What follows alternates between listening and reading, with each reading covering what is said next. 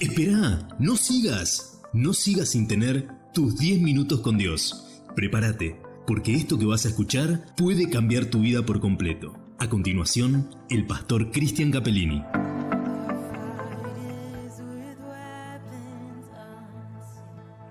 Esta historia de la pesca milagrosa, relatada por Lucas 5, está más que interesante.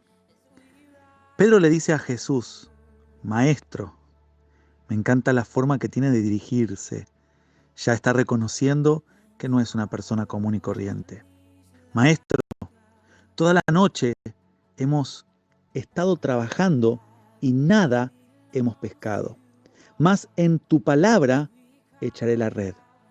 Qué extraordinaria confesión. A pesar de su realidad, creyó en la palabra. A pesar de su experiencia negativa pasada, creyó en un resultado diferente futuro porque había algo que podía ser determinante para el cambio. Pedro estaba creyendo en la palabra de Jesús.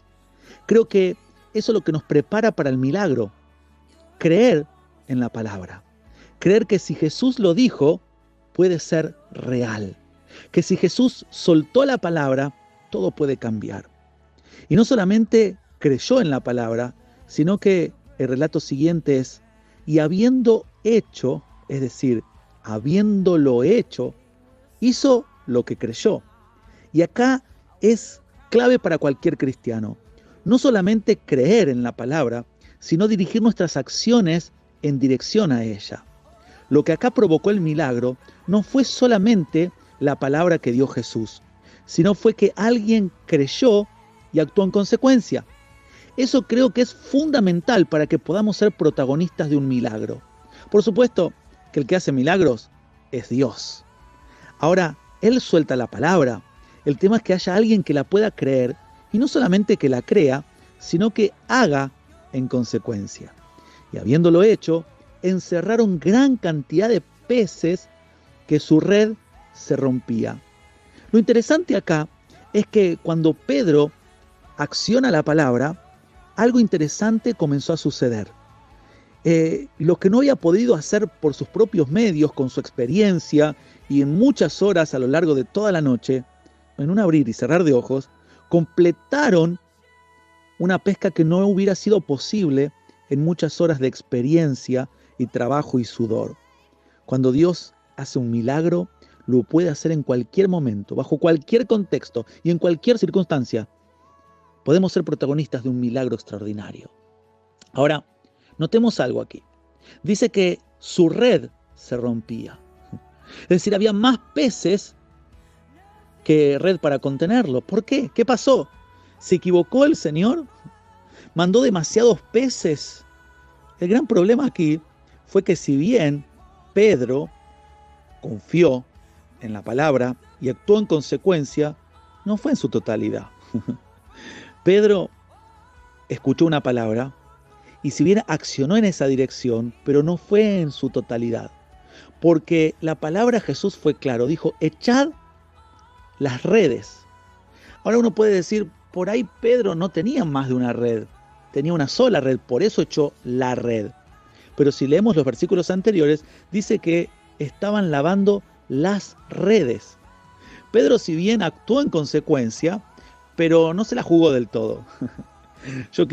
Creo que quiso decir, bueno, si algo llega a fallar, no vaya a ser una cosa de volver a lavar una red y no todas las redes. Yo no sé si habría 2, 3 o más redes. La cuestión que Pedro estaba lavando más de una y Jesús le dijo que arrojaran más de una. Y Pedro, ¿qué arrojó? Una sola. Eso es lo que a veces nos pasa, que creemos, pero no demasiado. Es como que nos guardamos por si las dudas. El por las dudas o el por la fe. Pedro por la fe echó una red y por las dudas dejó la otra. No vaya a ser que se ensuciara en vano la segunda red o la tercera. Y es ahí donde el milagro fue tan bueno, pero trajo una consecuencia negativa, que fue que la red se le esté rompiendo, que habrá perdido algunos peces que los podría haber agarrado con la otra red. Y por otro lado, acá nos enseña que si bien la bendición fue para Pedro Pedro la podía compartir con otros. Es ahí cuando llaman a otras barcas que estaban cerca. No fue egoísta, porque yo creo que la bendición no es para egoístas. La bendición es para gente que sabe compartir, gente que sabe dar al otro que quizás no tiene. Y si yo tengo, ¿por qué no ayudar? Los que son protagonistas de milagros, en Dios tenemos que entender este principio. El principio de te bendeciré y serás de bendición. El mismo principio que Dios le dio a Abraham cuando le dijo, te voy a bendecir. Pero la bendición no solamente será para vos, Abraham, sino que voy a hacer que esa bendición no solamente llegue a vos, sino que a través tuyo otros puedan ser bendecidos. Yo creo que cuando la bendición de Dios llega a una vida, esa bendición es para compartirla con otros. Quiero desafiarte en estos días a que si Dios hizo algo con vos, acá en este grupo que reciben audios, tenemos receptores un montón y activadores otro tanto. Gente que no solamente ha sido bendecida por la palabra, sino que la comparte. Yo no sé quién te mandó este audio, pero seguramente es alguien que Jesús ha bendecido y que seguramente te quiere bendecir a vos. Podemos hacer dos cosas cuando recibimos una bendición: guardárnoslas para nosotros o compartirla. Pero la Biblia dice algo, que Dios da siempre pan al que come y semilla al que siembra. Qué importante que Pedro entendió el concepto que su barca se hundía, su red se rompía. ¿Por qué no compartirla con otros para que otros también reciban de la bendición? Pedro no buscó la oportunidad para vender, porque ahí podría haber vendido en el medio, hubiera dicho, a ver, ofrezco esta cantidad de peces a buen precio. Pedro quiso también ayudar.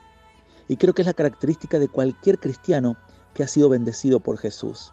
Porque la bendición de Dios no se agota. Como dijo Jesús, aquella mujer que algunos se acordarán en el estanque, en el pozo de Jacob, que fue a sacar agua.